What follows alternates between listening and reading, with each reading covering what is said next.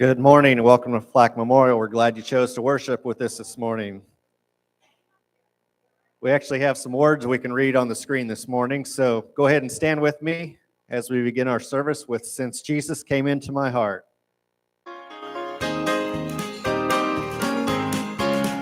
What a wonderful change in my life has been wrought since Jesus came into my heart. I have light in my soul for which long I had sought since Jesus came into my heart. Since Jesus came into my heart. Since Jesus came into my heart.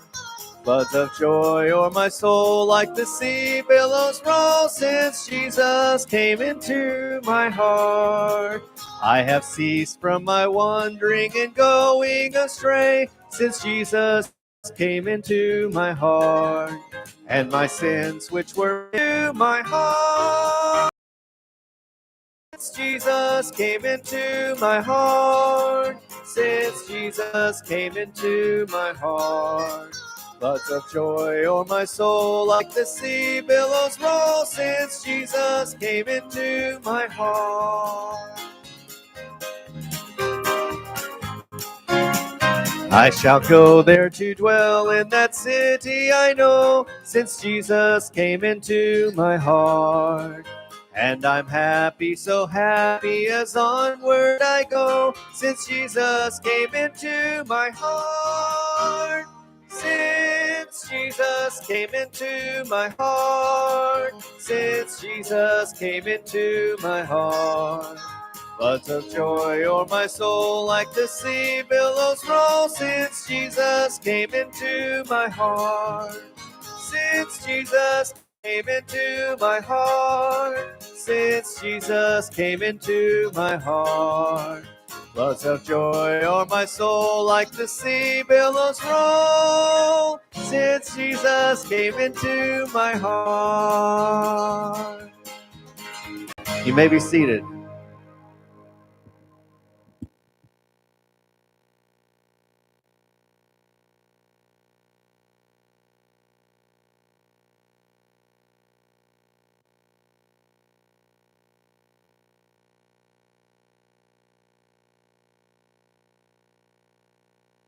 Good morning.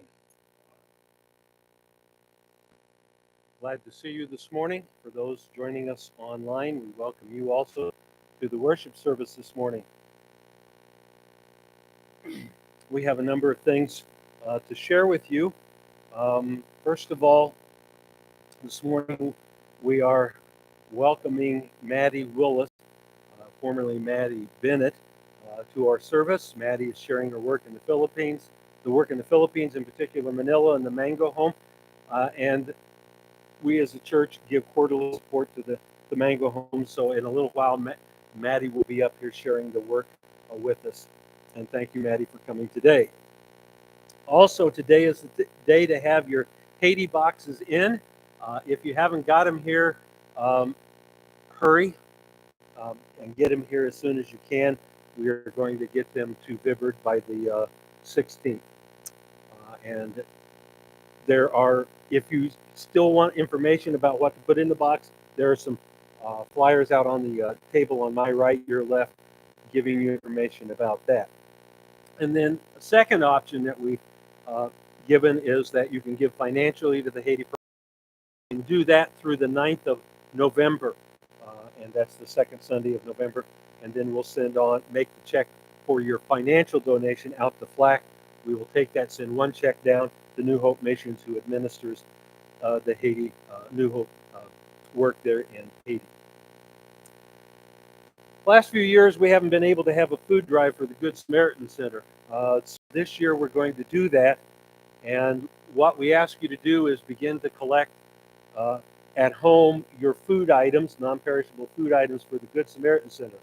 And then on Sunday, November 13th, and that's not right, it'll be Sunday, November 16th, bring your food. Of course, I did it. That's why.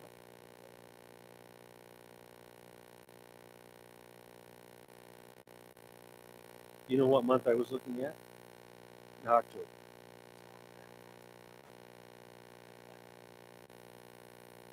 Yeah, so we'll collect food through the 13th. Let somebody can find. There you go. We'll collect them on the 13th. Now, whether just take back in your car, and we'll have young people who are stronger and more flexible than some of us to go collect that food out there in the parking lot between the small group in the morning and the worship service when there are no cars moving. Now, in the event that the weather is ice or snow or driving wind and rain, then we will gather the food as you come in. So that's what we're planning on doing, bringing your food in on the 13th of November. Wow, that was hard. Financial collections for the Haiti project will go through the 6th of November, and then we'll cut it off there and send that collection of food on down, our money down to New Hope Mission in Florida. October 22nd, there are flyers on the table in the foyer, once again, to my right, your left, for Making Strides Against Cancer Walk on October 22nd. And this year, you can sign up to walk. Terry has more information if you want to talk to her. Terry Brentmeyer in the back there. More information if you want to talk to her and get specific information on what you need to do to sign up. We have a number of people, both here in the congregation and people that you and I may know that have survived breast cancer, and it's a walk to raise money for and support for breast cancer awareness and treatment. So you can make yourself avail yourself of that information. Then also, you'll remember we collected school supplies, and Mr. Coakley dropped them off at a couple of schools here in the Excelsior Springs School District. And so we have a thank you from Elkhorn Elementary. It says, we would like to say thank you for all of the donations of school supplies for our students in need. Sincerely, Angie Smith, Elkhorn Elementary School Counselor. So thank you for helping with children who are disadvantaged and need some help with school supplies. I have two daughters who are school teachers. There is never a time when they don't need some kind of school supplies. So thank you for sharing in that also. And then one final thing. You may remember that for a few years ago, there was a basket out on the table in the foyer that had these in them. And these are little suckers. They're called dum-dums. That may be politically incorrect, but that's what they're called, dum-dums. Anyway, we now have a supplier, and we want to say thank you to Alan and Susan Hunt for bringing them in. So you are pick one up if you like. I saw somebody already crunched one up. They didn't lick it. They broke it apart. All right. So anyway, they are available for you also. Now that's on the table to my right, your left. You can pick them up as you like, and thank you to Hunts for sharing that with us. I am not going to use this. A couple of things to keep in mind as we move from October into November. First of all, in November, of course, we'll be concluding the food drive for the Good Samaritan Center. Also in November, of course, we're going to have a Thanksgiving meal on the 20th of November. I got that date right. On the 20th of November, we'll have a Thanksgiving meal here at the church after the morning worship service. You also will want to note that on October the 20th, we're going to have guests with us.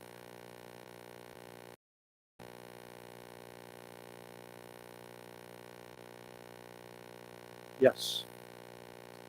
November 20th. Thank you for correcting me. November 20th, for that Thanksgiving celebration, we're going to have some musical guests with us. So be sure to come on the 20th and join in with the Thanksgiving feast.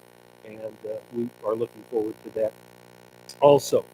So a few things a lot of things actually to keep in your mind as you go through the month of October and into the month of November. But those are the things that we're going to do.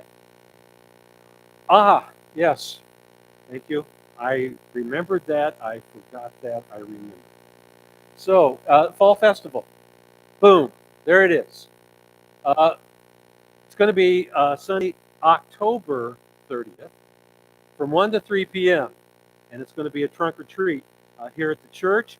And we are going to have some volunteers needed to decorate the trunk of your car and then put containers of candy in to pass out as people would come in, serve food and run games. We're going to have a bouncy house, hot dogs, and lots of candy. If you have any questions, this young lady right up here, Devin Davis, is the person to ask those questions of specific things. And thank you, Devin, for organizing this and getting it going. We appreciate that very much. So on Sunday, October 30th, after the worship service at 1 o'clock to 3 o'clock, trunk or treat, Fall Festival here at the church. We appreciate those who will help with it and have helped with it. And, thanks.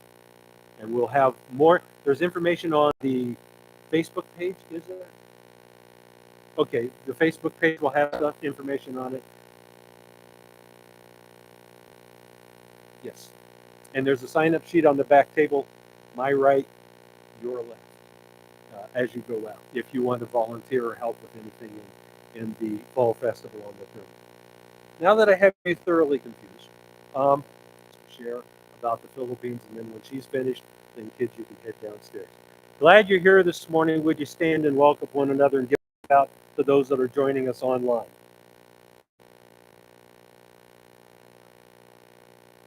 COVID brain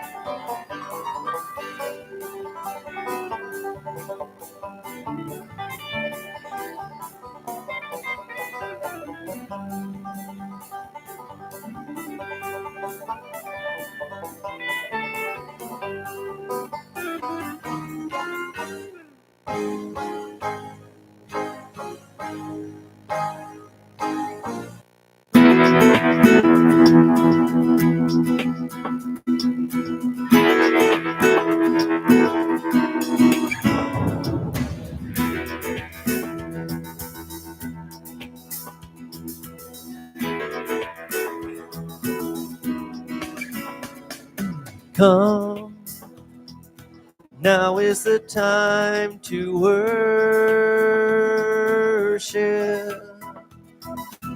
Come, the time to give your heart. Come, just as you are to worship.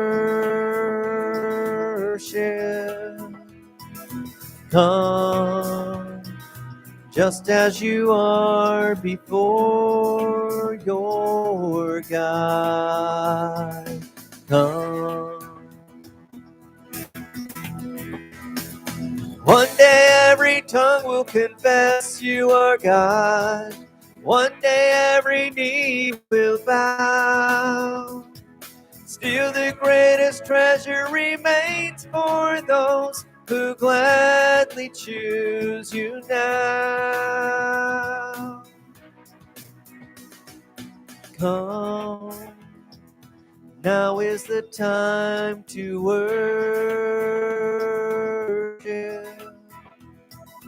Come, now is the time to give your heart. Come, just as you are to worship. Come, just as you are before your God. Come. One day every tongue will confess you are God. One day every knee will bow. Still the greatest treasure remains for those who gladly choose you now. Willingly we choose to surrender our lives. Willingly our knees will bow. With all our heart, soul, mind, and strength, we gladly choose you now. Come, now is the time to worship.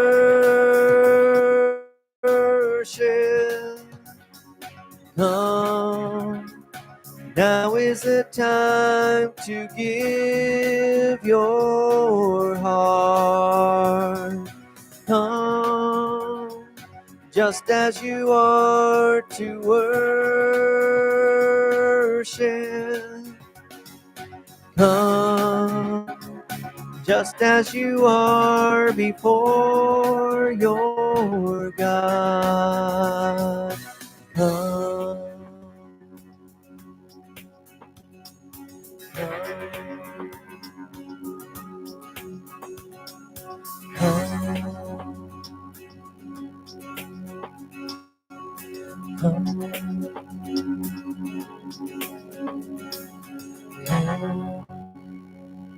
You may be seated. Next song we're going to sing is Indescribable.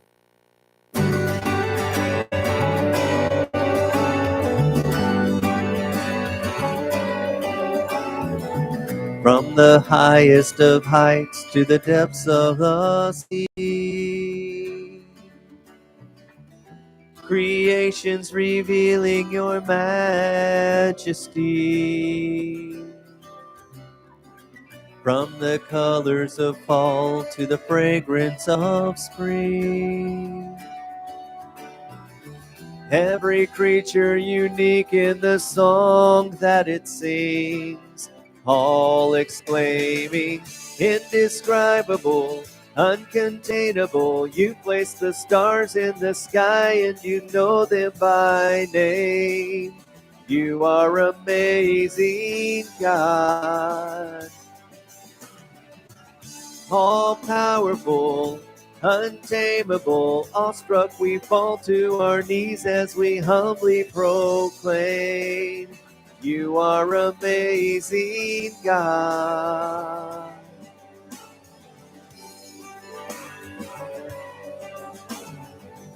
Who has told every lightning bolt where it should go?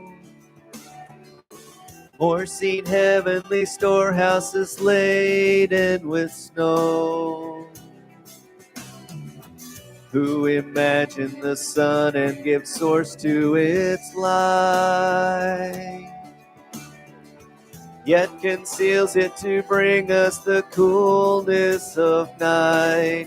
None can fathom, indescribable, uncontainable. You place the stars in the sky and you know them by name. You are amazing, God. All powerful, untamable, awestruck we fall to our knees as we humbly proclaim, You are amazing, God.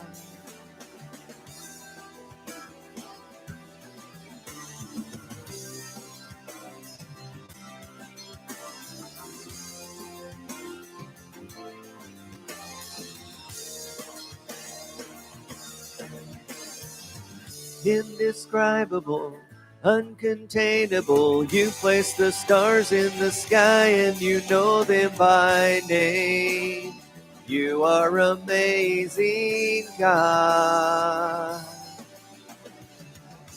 All powerful, untamable, awestruck we fall to our knees as we humbly proclaim. You are amazing, God. Indescribable, uncontainable, you place the stars in the sky and you know them by name. You are amazing, God. Incomparable, unchangeable, you see the depths of my heart and you love me the same. You are amazing, God.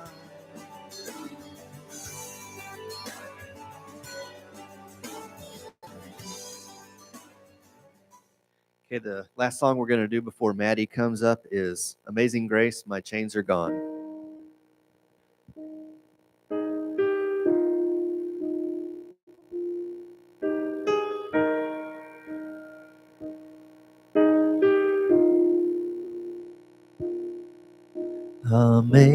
Amazing grace, how sweet the sound that saved a wretch like me. I once was lost, but now I'm found. Was blind, but now I see. 'Twas grace that taught my heart to fear, and grace my fears relieved. How precious did that grace appear the hour I first believed. My chains are gone, I've been set free. My God, my Savior has ransomed me. And like a flood, His mercy reigns, unending love, amazing grace.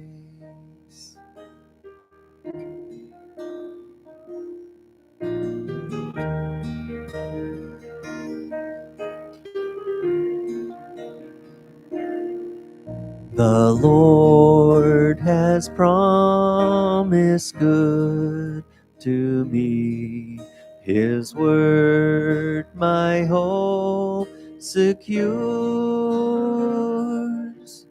He will my shield and portion be, as long as life endures. My chains are gone, I've been set free. My God, my Savior has ransomed me. And like a flood, His mercy reigns, unending love. Savior has ransomed me, and like a flood, His mercy reigns, unending love, amazing grace.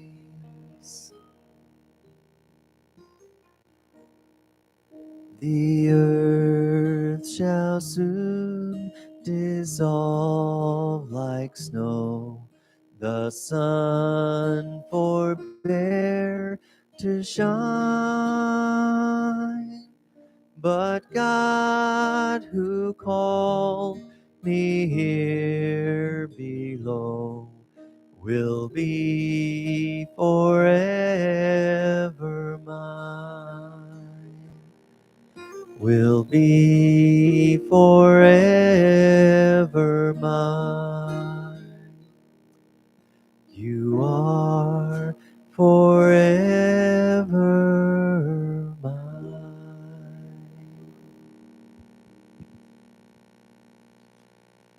Okay, Maddie, you can come up. And we're going to have Maddie use the green microphone up here, Terry. I'm not sure if it's muted or not. Okay.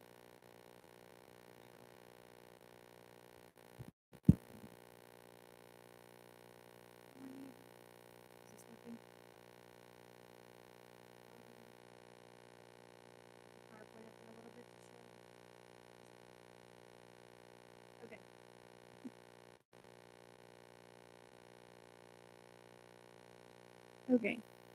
So my name is Maddie Willis now, previously Maddie Bennett. I got married, I think I came here in October last year, so I got married just a month later. So unfortunately, my husband, Jonathan, couldn't come today. He had to go to Oklahoma for a couple days for a work thing. So I was hoping he could meet everyone, but he was not able to. So personally, I'm still volunteering now for the Mango Home and doing a lot of the admin type stuff and kind of fundraising. And I write the newsletter every month, which will be going out today. I'm a little behind this month, but so I'm kind of more on a voluntary basis. So I actually went back to school to get my master's in social work, and I'll graduate hopefully in April. And then we'll see kind of what God has planned, if that's back in the Philippines or still just kind of supporting them here. But so I just wanted to update you guys on the ministry today. So you can kind of go to the next slide. So for those of you who haven't already heard me speak, I'll just kind of go over quickly about what the Mango Home is. So we're a home for teenage girls aging out of the orphan care system in the Philippines. So we can accept girls 13 to 17 years old, and then they can live with us even beyond 18 years old.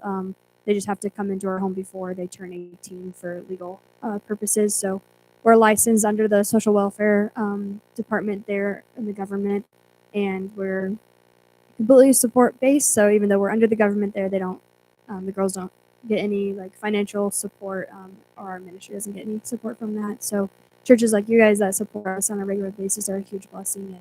And my main reason of coming today is just to say thank you for that. So our home kind of operates as it's similar to what a group home would be here in the States, but we try and keep it as family feel as possible. So the majority of our main kind of caretakers or mother figures or kind of big sister figures for the girls live in the house. And so it's not just rotating shifts of people coming and going for the most part. So you can go to the next slide. So I don't know why it's so faded, but one of our core focuses is education. So our hope is for all of our girls to graduate college if possible, because in the Philippines, even to work at like a fast food restaurant or any more what would be like an entry level job here, you have to have some college experience, if not a full college degree. So it's really important that they can get as high of an education as possible. So junior high or elementary, junior high, and high school.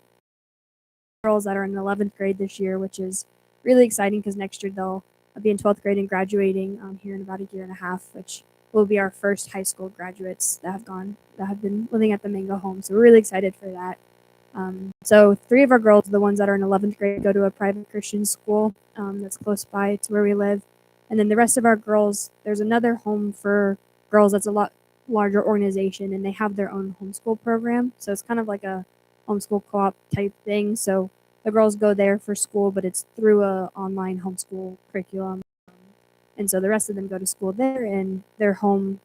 They do homework like one day a week, but then they go there the other days of the week. So education is really big for us, and our desires for them to get through college, and if not, we'll go to a trade school or something like that to help prepare them if they're not academically able to get through college. The next slide. So then life skills. So a lot of our girls, most of our girls have grown up in orphanages, so they grow up in a home with 50 to 200 kids, depending on the home. So most of them don't have basic life skills that teenagers learn just in their family. You just kind of learn slowly. Your parents teach you, or whoever's caring for you slowly teaches you basic skills like budgeting or driving or things like that. So when our girls come to us, oftentimes they're already 15 or 16 years old and they don't have a whole lot of life skills. So we really focus on teaching them to use public transportation, to budget.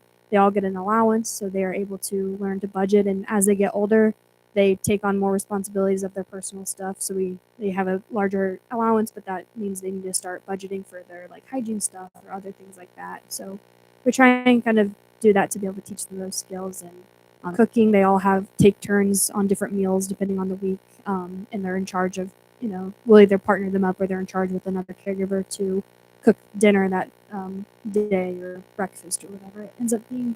So we really focus on life skills with the girls, and we're actually doing some kind of more, our program manager is doing more like life skills classes with the girls to really like specialize in specific skills that we feel like they're lacking in to prepare them for adulthood. The next slide.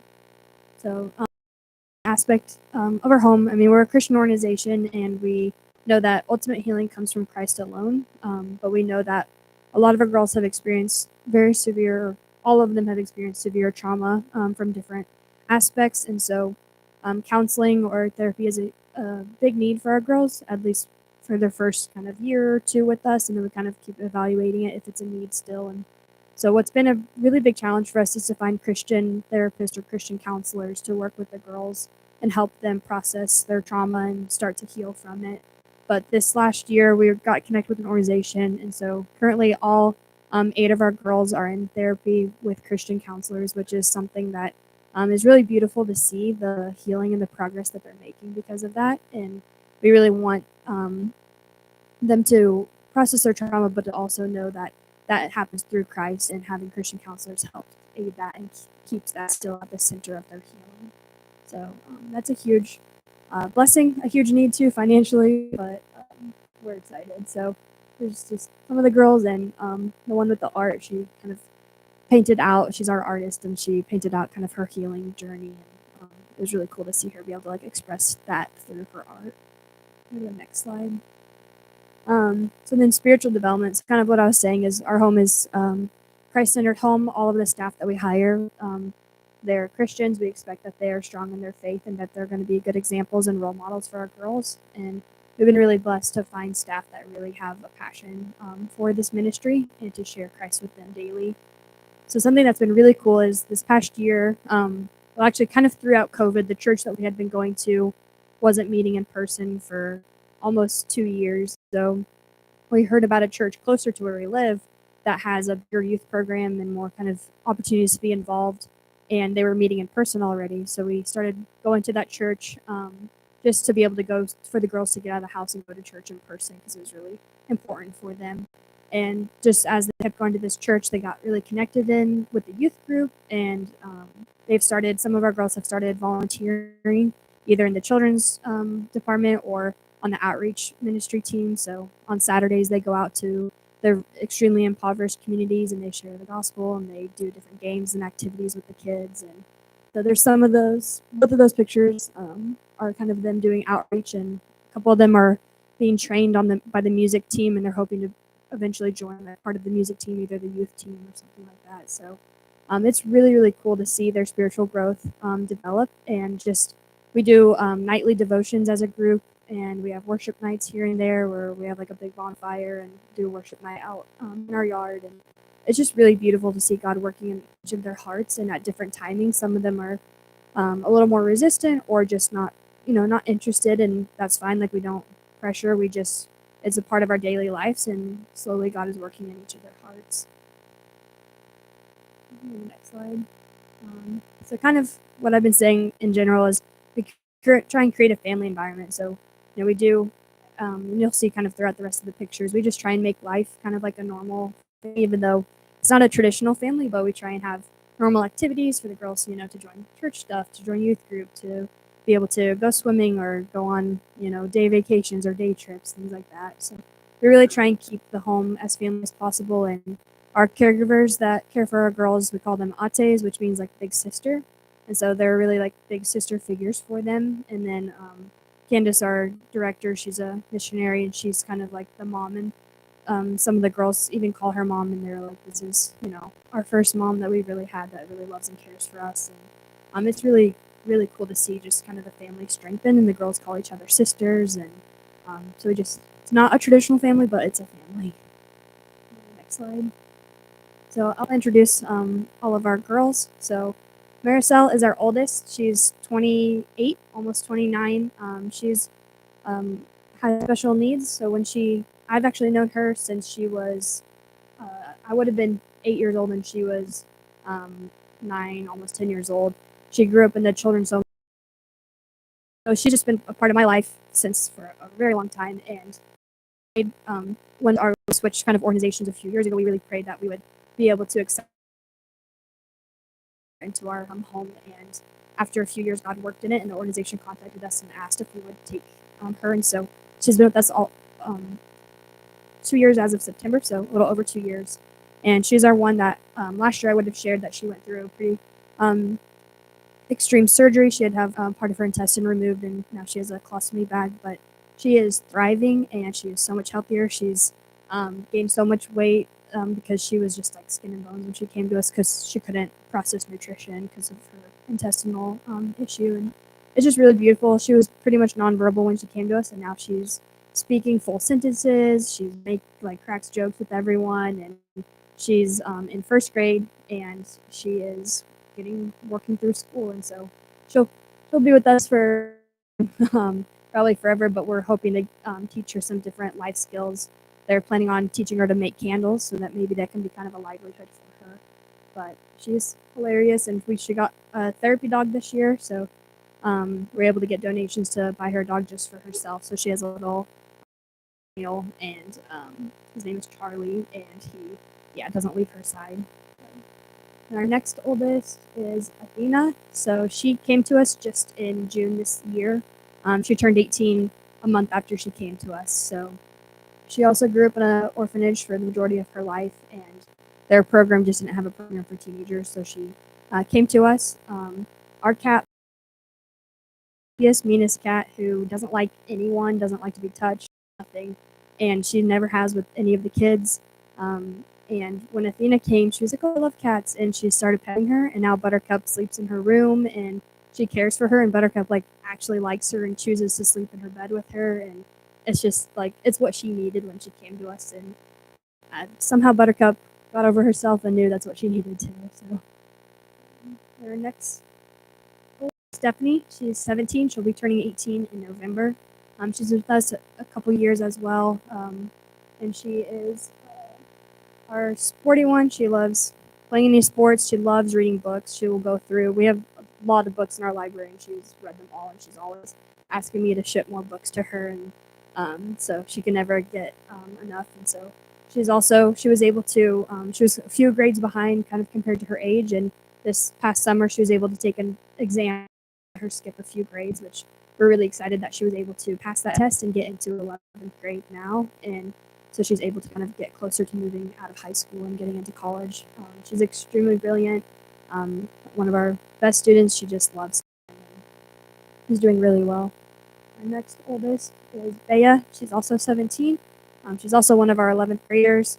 She's pretty quiet. She's been with us for almost a year now, and she's still just kind of our quiet, shy one. But she just kind of goes. She's doing really well as well. Next is Angel, who is also 17. We have a lot of 17-year-olds right now. She just turned 17 in August, and she is our loud, outgoing one. You can always hear her laughing, and she is doing really well. Something that's really amazing with her is two of our newest girls, who I'll introduce in a minute, came to us just in July, and one of them is in a court case against her abusers. And when Angel came to us last year, she didn't want to file a case against her abusers, and we don't pressure that, but we know that we're here to support them if they do choose that route. And we really struggled with her for the first really 6 months when she was with us. She had pretty extreme behavior. She didn't want to obey. She did a lot of kind of sneaking around, and just didn't to really embrace kind of what our home is about. And we just kept working with her, and she's really like devotions. They talk a lot about just what's going on in the family and their struggles. And after hearing some of the other girls' stories, and they had been talking a lot about justice and just trusting God with that. And she met with some of and said like I want to file a case, like I don't want other people to get hurt like I was hurt. And so even though that means she does have a slight connection with some of her biological family, and filing this case will most likely sever that connection, but she feels like justice needs to be served against her abusers and to protect other people. So please pray for her as she's walking through this. It's on another island. We're going to have to do a lot of traveling back and forth to file the cases and have her testify. And it's a very long journey. Some of our girls their court cases have been open for like 5 or 6 years now, and there's still not been any conclusion. So the process is very, very long, and COVID's just made it even worse. So before our summer, she's the bunso, which is like the baby of the family, and she fully embraced it. And she's been very resistant for any girls coming in younger than her, but she finally accepted that she's bunso anymore. But everyone still calls her the bunso. She's our artist. She can paint, draw, anything. It's really, really beautiful. And she hopes to become a missionary one day and maybe like teach art in another country is her desire. And she's also in a court case. And so just be in prayer for that, where she had her first time to testify this summer. And it's been very hard on her, but she is doing really, really well. Next. Then Sheila is one of our newest girls that came. We had 2 girls come from the same home in June this year, and so she is our very, very quiet one. She's been with us a couple months, and I try and talk with her when we video call, but she just says hi and like walks away. She's very shy, very reserved, but she loves our animals. She's always petting the dogs and gets the dogs to sit with her, and so we're still learning about her and learning her personality, but she seems to be doing pretty well so far. And then Jeremy is 15, and she was also, so Jeremy and Sheila came together from the same home, and they had lived in that home for I think about 3 years. And so they're not siblings, but they have kind of similar backgrounds, and so we're supporting them both through their court cases as well against their abusers. And she is more outgoing. She loves animals. She loves shoes. Every time they go out to the mall, she wants to buy like all the shoes. So that's all of our girls. Then for those of you who haven't seen, this is our house. So we're renting a house right now. This is also a big prayer request. We're really hoping to be able to buy a house or buy land to build on, which is an extremely expensive endeavor, but our lease expires in July, and our landlord kind of wants to either us to buy the house or to move out. So we're really trying to figure out a different situation by July of this next year. So our house, and then inside, so just kind of a peek into like a normal life. That's our dining room. That's kind of in between our living room and kitchen in one big room. And it usually looks like that. There's always someone doing art or reading or doing homework or doing their devotions on the kitchen table. And usually there's a dog or 2 at their feet, pretty much always. And then our team, so like I said, we have Ates that live in, and then we have night shift staff that come in and are awake the whole night and check on the girls every 5 minutes. A lot of our girls have experienced abuse inside the orphanages that they were raised in, and so nighttime can be a scary time, and having someone awake that can talk to them and console them when they have nightmares or anything like that is really important to us. And then we have night shift guards. So our neighborhood is in a guarded neighborhood, but just for extra security, especially for our girls that are in court cases, we just never know. So we have 2 guards that alternate night shift. And we have a social worker, we have an administrator, we have a program manager, and then we have a lot of caregivers. And we have our 2 missionaries, Candace and Alexa. So next slide. This is just another picture of most of them. I think we have 12 or 13 now. It's always kind of changing. A huge prayer request, the third from the right has had some pretty severe medical challenges lately. They found out that she had tuberculosis in her spine and has had like a large mass on her spine that's causing spinal damage. And so she's been in and out of the hospital the last month, and They're kind of delaying surgery until she's a little bit stronger, but they're hoping to do surgery to remove the mass off her neck. And it's really scary. She's not able to walk right now, and they're not sure if she'll be paralyzed from this or not. And so she was our main caregiver, and it's been really hard on the girls and just scary for them to see her go through this, and obviously really scary for her. So again, another prayer request for her. Her name is Ivy. We really love and care for her and hope that she's able to become healthy, and even if has some other medical challenges, we hope to be able to find a spot for her to continue working with Mango if she wants to. So the next few pictures are just kind of daily life. So like I said, I try and do a lot of like camping or day trips. The Philippines is beautiful. There's so much different.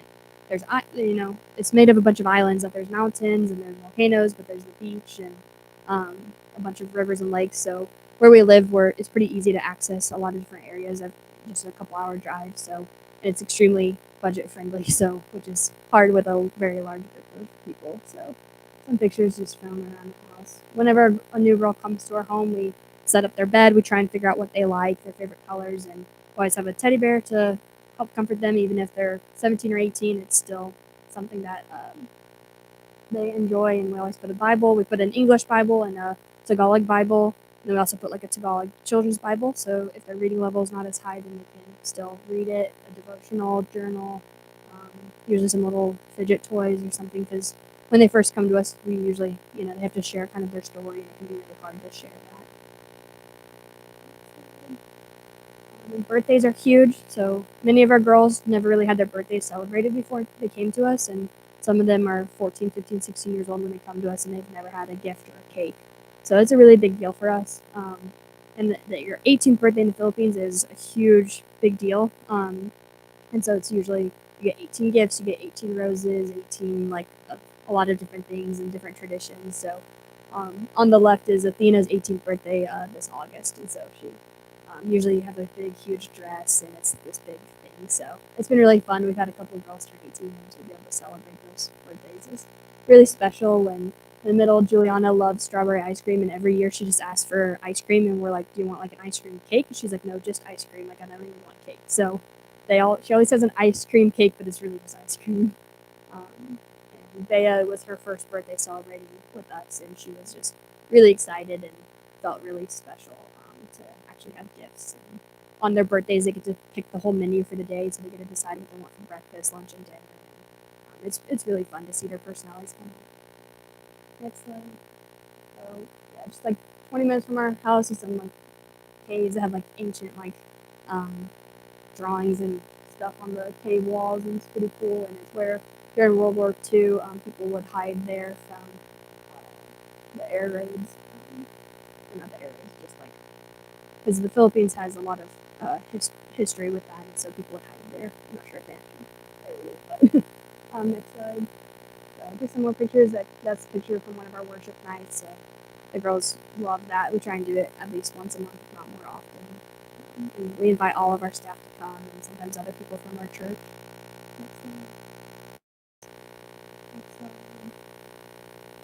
We have a pool that kind of gets set up throughout the year. It's hot year round, so the girls love it, and sometimes we'll find other places to go swimming.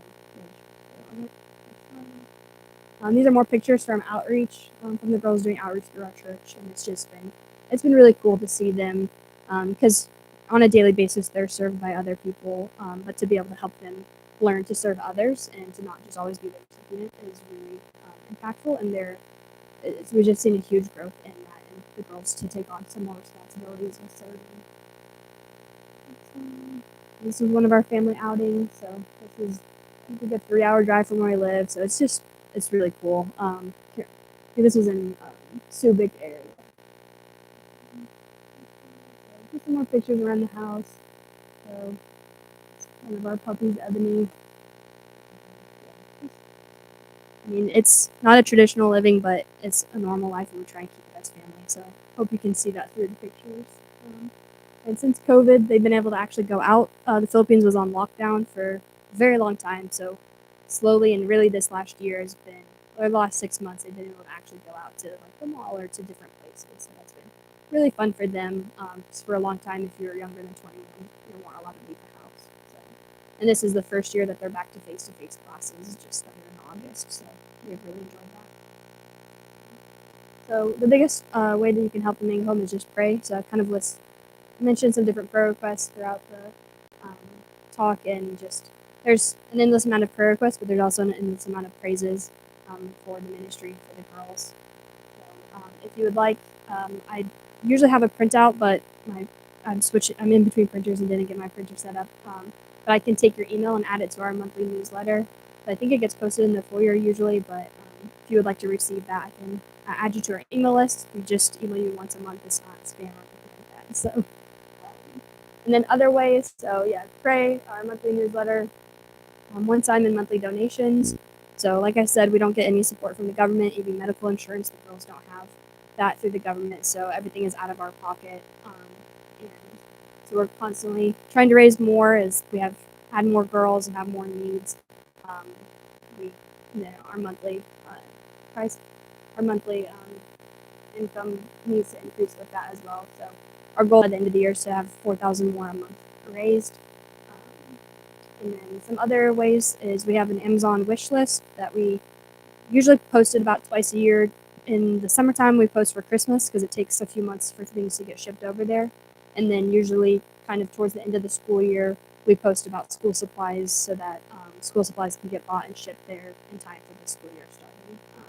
So that's also something that we share in our newsletter, but we can also email it directly to you, the link for that. And then just also donating supplies. I'm not too far away, so if there's supplies that you collect or you see, there's school supplies on clearance, or there's other things that are good for teenage girls, you can always collect them, and then I can figure out how to get them from here. So some just different options that you can support, but the biggest thing is prayer, and the church already does support, so just the biggest thing is to say thank you for continuing that and having me speak every year or so, and just the love I feel whenever I come here. So thank you.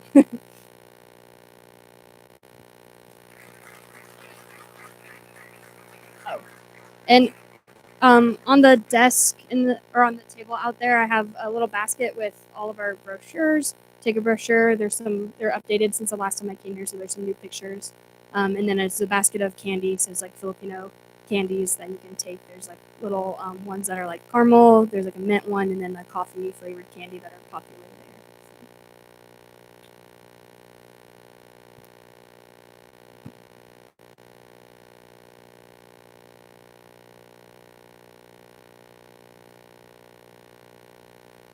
Okay, kids, you can head on downstairs.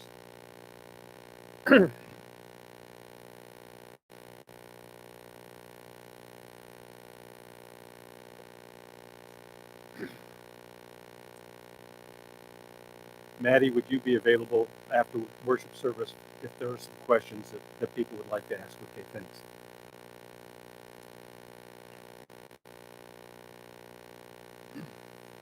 Two things I forgot to do,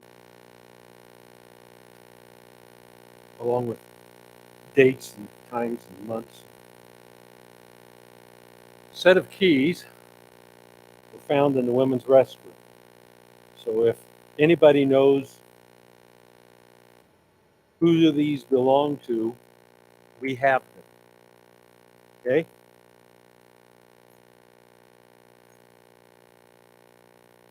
Second thing is that tomorrow Craig Smith will be having surgery. And so before we jump into the word this morning, let's pray for Craig. He's been having some health issues, ongoing health issues for a while. And so we just want to pray for Craig and the surgery and for Deb at this time. So join me in prayer. Father, we thank you that you are a gracious God who in the rush of life cares for the smallest of details in each of our lives. And so one of the privileges of being a follower of Christ is lifting other followers up in prayer. And not just when they have needs, but on a consistent basis. This morning, Lord, we come with a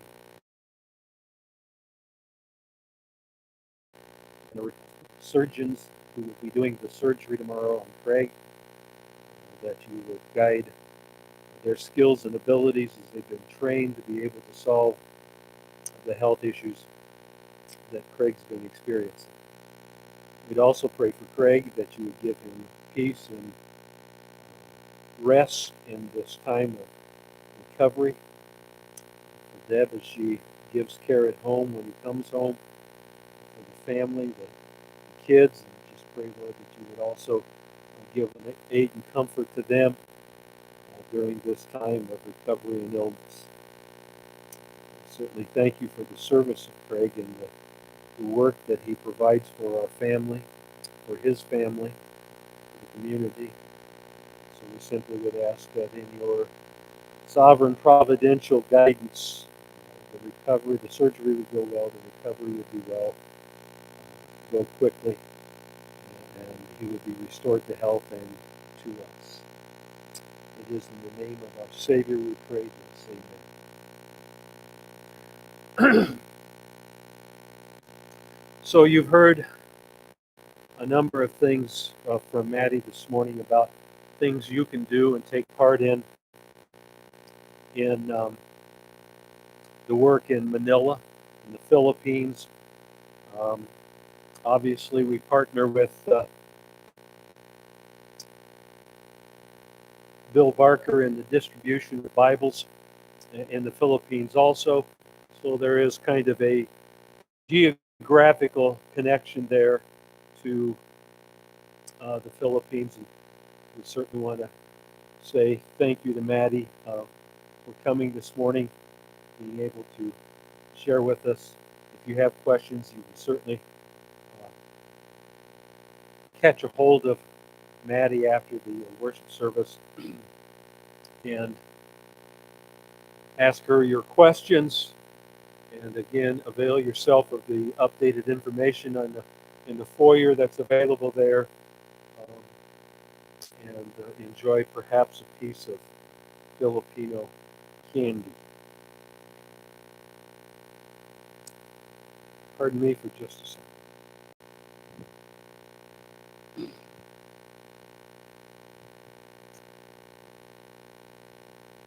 I feel a cough coming on, so I want to be prepared.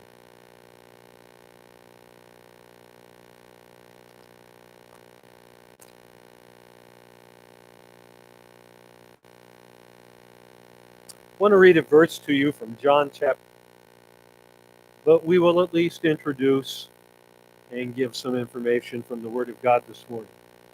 I want to read from John chapter 8. I will start with verse 31. If you want the complete context of what I'm going to read to you, you have to go back to verse 12 in John 8 to capture the context.